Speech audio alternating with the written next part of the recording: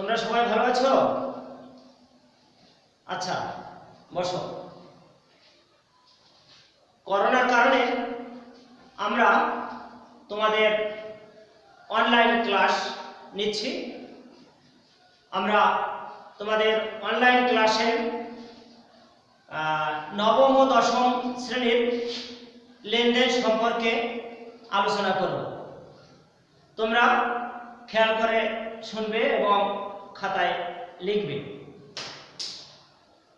ইতিপূর্বের ক্লাসে আমরা তোমাদের লেনদেন কি, ঘটনা কি, তারপরে লেনদেনের সমীকরণ কি, এ সম্পর্কে আমরা আলোচনা করছি। তোমাদের অবশ্যই মনে আছে, বলো দেখি সমীকরণ কি? আচ্ছা, ঠিক আছে, a সমান l প্লাস ই সমীকরণ। এতে কি হয়? অ্যাসেটস। বেশ সুন্দর। তারপরে এল এ কি হয়? লায়াবিলিটিস। তারপর ইতে কি হয়? ইকুইটি। বেশ ভালোই পারছো। আচ্ছা, এবারে আমরা আজকে লেনদেনের প্রভাব। লেনদেনের প্রভাব বলতে বিবরণী ছক, অর্থাৎ এই লেনদেনের প্রভাব, সমীকরণের উপর প্রভাব, উপাদানের উপর প্রভাব, প্রমাণ করো এ সমান এল প্লাস ই, এই সবগুলোই তোমাদের করতে হবে বিবরণী ছক। তাইলে আজকে আমরা একটা সমীকরণের উপর প্রভাব বা বিবরণী ছক আলোচনা করছি। একটা বোর্ডে আমি দেখাই, তোমরা ভালোভাবে লক্ষ্য করবে।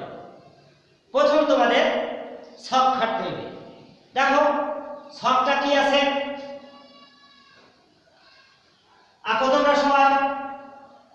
তারিখ, উদ্বৃত্ত, সম্পদ, দায় যোগ মালিকানা সত্ত্ব।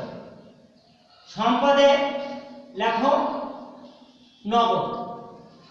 তারপরে দুটো ঘর থাকবে, তো যখন তোমার যেটা প্রয়োজন হবে সম্পদ, সেইটা তুমি ওই ঘর তৈরি করবা। আর সমান সমান ওপাশে থাকবে দায় যোগ মালিকানা সত্ত্ব, ঋণ, পাওনাদার, মালিকানা সত্ত্ব। লাস্টের ঘরে আছে মন্তব্য। এবারে আমরা একটা উদ্দীপক থেকে কিছু লেনদেন নিয়ে আমরা একটা বিবরণী ছক দেখাচ্ছি। এবার বিবরণী ছকে লেখো উপরে হেডিং, নিচে তথ্য থেকে বিবরণী ছক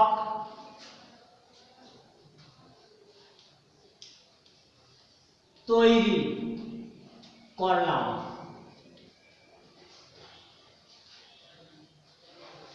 প্রথম 2019 জানুয়ারি 1 তারিখ দাও। 2019 জানুয়ারি 1। জানুয়ারি 1 এ আছে 50,000 টাকা মূলধন স্বরূপ ব্যবসায় আনা হইল। 50,000 টাকা ব্যবসায় মূলধন স্বরূপ আনা হইল। তোমাদের মনে রাখতে হবে, যে টাকা দিয়ে প্রথম ব্যবসা শুরু হয়, নগদ